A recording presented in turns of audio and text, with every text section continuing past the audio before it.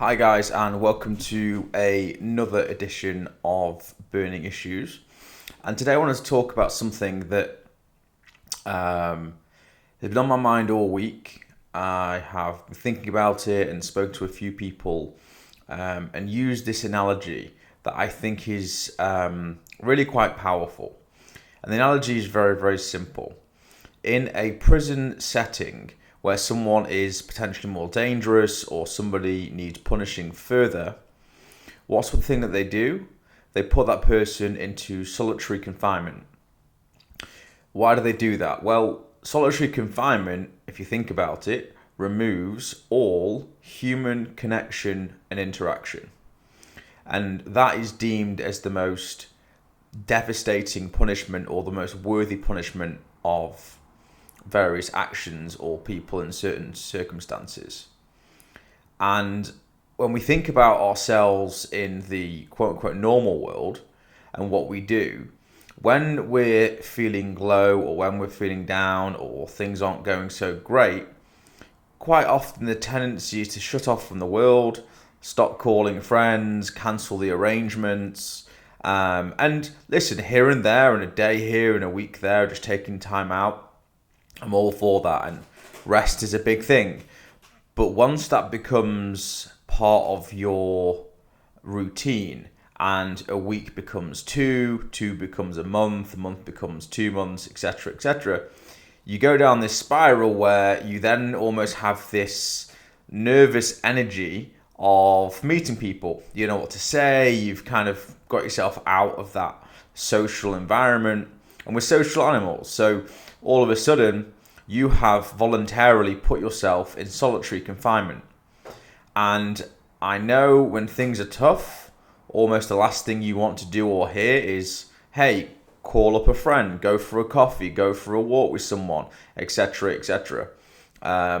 You just want to be alone, you just want to be in with your thoughts, you want this to pass, and there is some merit to that. As I say, you have to individually know yourself and know where time out is what you need versus, okay, I need to stop feeling sorry for myself. And one of the best ways of doing that is this human connection. Because without human connection, what have we got? You know, you wonder why you have people when they are retired, they struggle because that job was where they had a lot of interaction and connection that they used to do.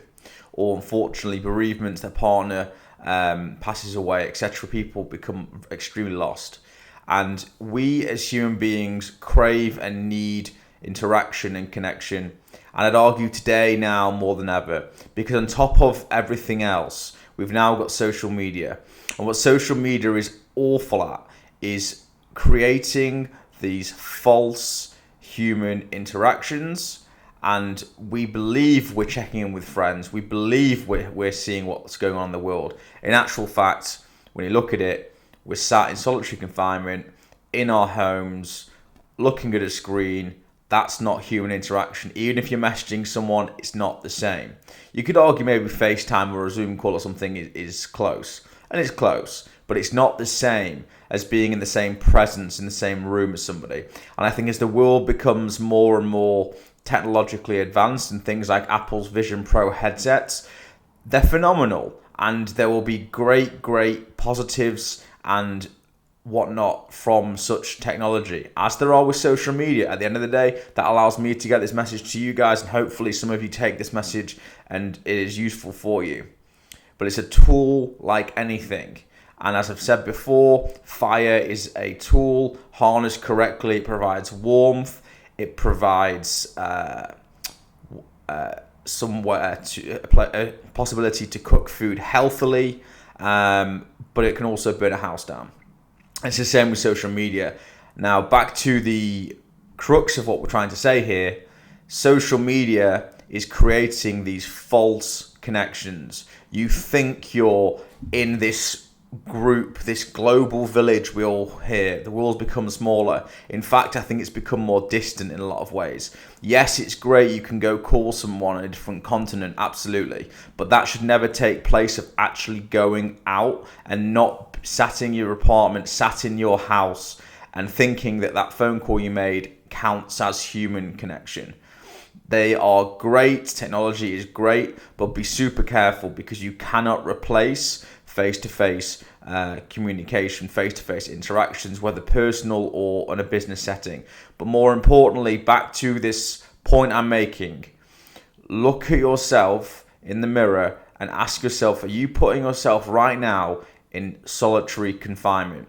And if you are, reach out to somebody, go for that coffee, force yourself a little bit to get back into that social setting. Some people are more social than others. I'm not suggesting you need to be out every hour God sends and you need to have a packed diary, far from it. But if you seclude yourself, if you become reclusive, I only see that as a very, very dangerous state of mind. Once again, in prison, the worst punishment they can give you is solitary confinement. So I urge you to not voluntarily put yourself in the same circumstances.